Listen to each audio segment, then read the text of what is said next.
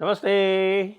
आप सभी से अनुरोध है कि कृपया हमारे चैनल को सब्सक्राइब करें, वीडियो को लाइक करें और ऊपर जो आपको क्यूआर दिख रहा है उसको स्कैन करके पत्रम पुष्पम से हिंदू इकोसिस्टम को और आगे बढ़ाने में सहायता करें।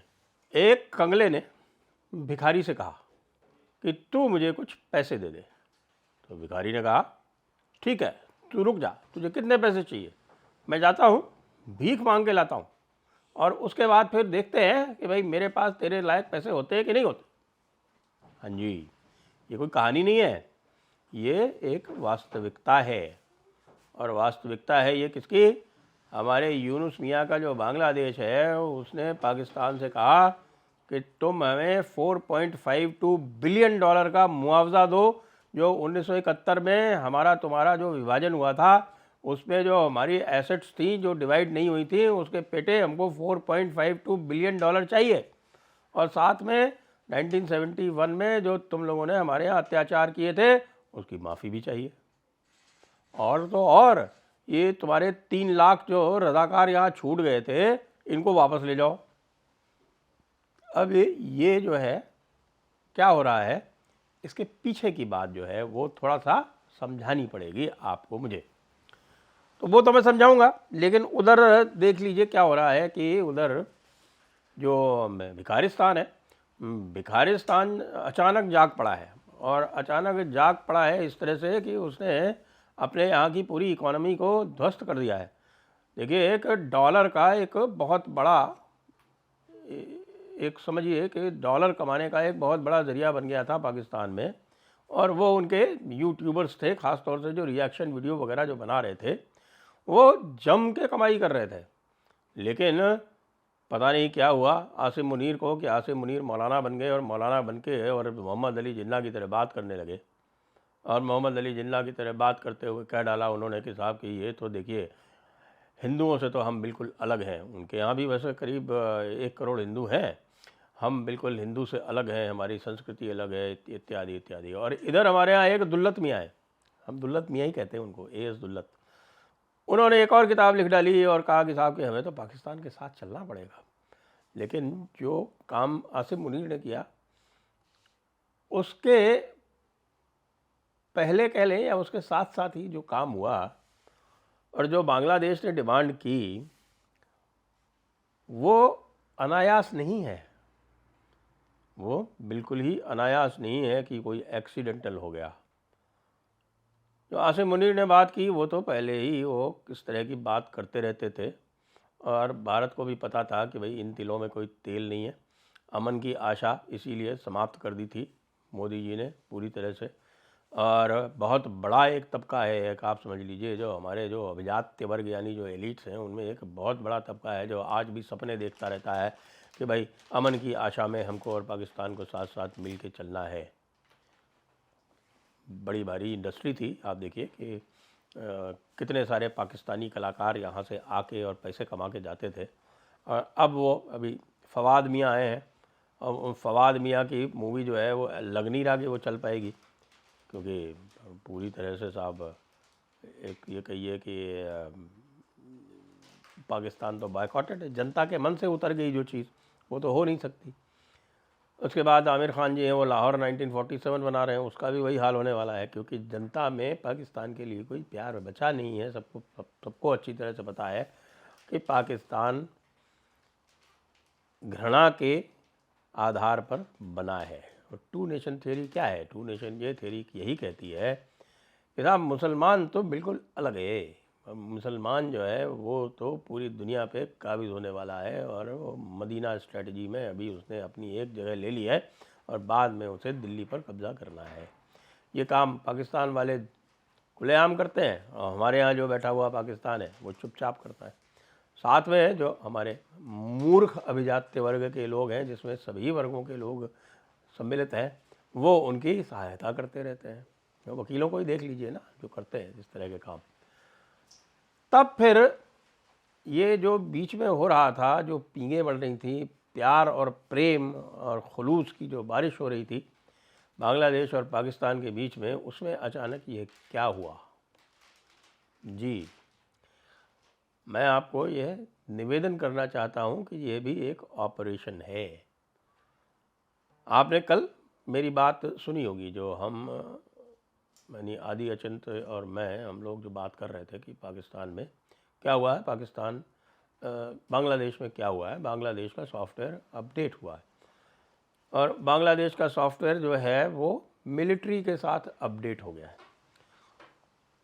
यूनुस मियाँ तो अभी वही ही है, लेकिन मिलिट्री ने जब सॉफ्टवेयर यूनुस मियाँ के जो और चेले थे उनका अपडेट करना शुरू किया तो लोगों को समझ में आ गया कि धार किस तरफ जा रही है।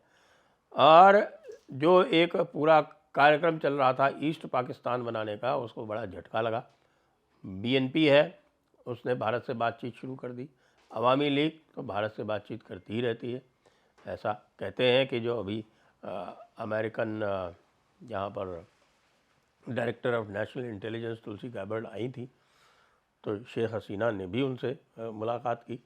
और अब जो नया डिस्पेंसेशन या जो नया सल्यूशन जो सोचा जा रहा है बांग्लादेश के लिए, वो कैसा होगा ये अभी क्लियर नहीं है। वो शेख हसीना के साथ भी हो सकता है, बिना शेख हसीना के भी हो सकता है, लेकिन मियाँ यूनुस के साथ तो कतई नहीं होगा।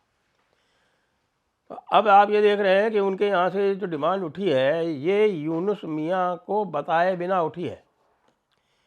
ये फॉरेन सेक्रेटरी लेवल की मीटिंग में इस तरह की बात की गई, जो यूनुस मियाँ जो है उसको सुनकर वो पूरी तरह से शॉक्ड हो गए और उनको लग रहा है कि उन्होंने इतनी प्यार मोहब्बत खुलूस ये सब बढ़ाया, उल्फत जगाई, लेकिन उसका कोई परिणाम नहीं निकला। क्योंकि पब्लिक जो है, बाकी सब तो ठीक है, वो ईस्ट पाकिस्तान बनने वाले भी लोग हैं वहाँ पे जमात इस्लामी वाले, लेकिन लार्जली पब्लिक जो है वो 1971 को भूलने को तैयार नहीं है। आपको ध्यान रहे कि 15 साल से ऊपर उसी 1971 को लेके शेख हसीना ने सफलतापूर्वक अपना राज चलाया था। वो थोड़ा बहुत अगर और अकोमोडेटिव होती और इतनी निरंकुश ना होती तो संभवतः उनकी सत्ता और भी आगे चलती रहती। आखिरकार पॉलिटिक्स भी कोई चीज़ होती है, पॉलिटिक्स को अगर यूज़ करके और खालिदा ज़िया की पार्टी के साथ में वो चलती, या खालिदा ज़िया की पार्टी को कम से कम इस तरह के हालात बना देती हैं कि खालिदा ज़िया की पार्टी पार्टिसिपेट कर लेती इलेक्शन में, तो ये स्थिति नहीं बनती। अब खालिदा ज़िया के जो पति थे ज़ियाउर रहमान, ज़ियाउर रहमान भी विद्रोही थे, ज़ियाउर रहमान भी बागी थे। ज़ियाउर रहमान ने चटगांव में सेपरेटली, यानी जब ये ऑपरेशन सर्चलाइट लॉन्च हुआ तो वहाँ पर विद्रोह कर दिया था मिलिट्री की ओर से ज़ियाउर रहमान ने, खालिदा ज़िया के पति ने। और फिर वहाँ से वो गायब होके और म्यांमार में, यानी कि रखाइन स्टेट जो है आज की अराकान में, वहाँ चले गए थे। और जब बांग्लादेश को स्वतंत्रता मिल गई तब यहाँ आए थे। तो इस मामले में तो खालिदा ज़िया भी कोई जमात इस्लामी के साथ उनकी साठगांठ पुरानी थी, अब नहीं है। अब दोनों में डिफरेंसेस हो गए हैं, क्योंकि जमात इस्लामी जो है वो अमीरात बनाना चाहता है, वो किसी तरह की वहाँ पे डेमोक्रेसी नहीं चाहता। खालिदा ज़िया की बीएनपी, अवामी लीग शेख हसीना की, ये सारे के सारे चाहते हैं कि भाई डेमोक्रेसी वहाँ बनी रहे। तो ये जो लफड़ा है उसी का आप एक तरह से ये देखें कि रिफ्लेक्शन देख रहे हैं। अब यूनुस मियाँ ने क्या किया? यूनुस मियाँ ने ये अनाउंस किया कि साहब हमने धागा लेना बंद कर दिया है भारत से। अरे भारत ने धागा देना बंद कर दिया कब का?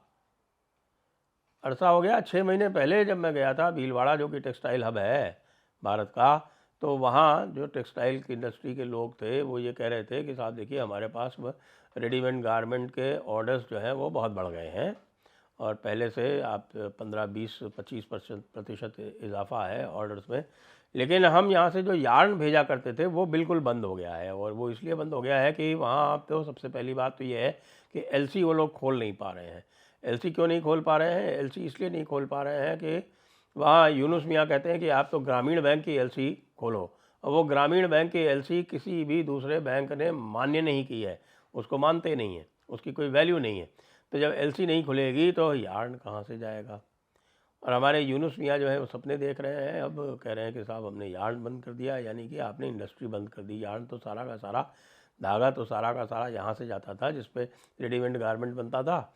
रेडीमेड गारमेंट की उनकी पूरी इंडस्ट्री जो है वो 90% डाउन हो चुकी है, कुछ नहीं बचा है उनके पास।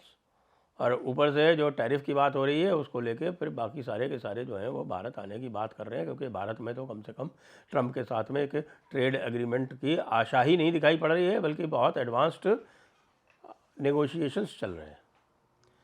तो कंगलिस्तान और भिखारिस्तान का ये जो आपस में जो भी वार्तालाप हुआ, उसके मूल में आपको मैं बताऊं कि भारत ही है। यह कार्य ये सीधे सीधे नहीं हुआ है, ये करवाया गया है। और इसको देख के भिखारिस्तान पूरी तरह से शॉक्ड है। भिखारिस्तान शॉक में ये कह लें कि वो आ गया सरसाम जिसको बोलते हैं ना, डिलीरियम में। और उस डिलीरियम में वही बातें कर रहा है जो हमेशा करता रहा है। 1000 साल हमसे लड़ेगा और ये सारे काम करेगा। 1000 साल तो लड़ने की बात क्या है, वो कह रहे हैं कि साहब कि हम इंडिया को निपटा दिया, तो ये 1500 बलोच क्या होते हैं। अब वो 1500 बलोच ही इनकी सबकी पैंट उतार के बैठे हुए हैं। और वैसे ये भी याद दिला दें पाकिस्तानियों कि 93,000 पैंटें तो भारत ने भी उतरवाई थी पाकिस्तानियों की। जय हिंद, जय भारत, वंदे मातरम।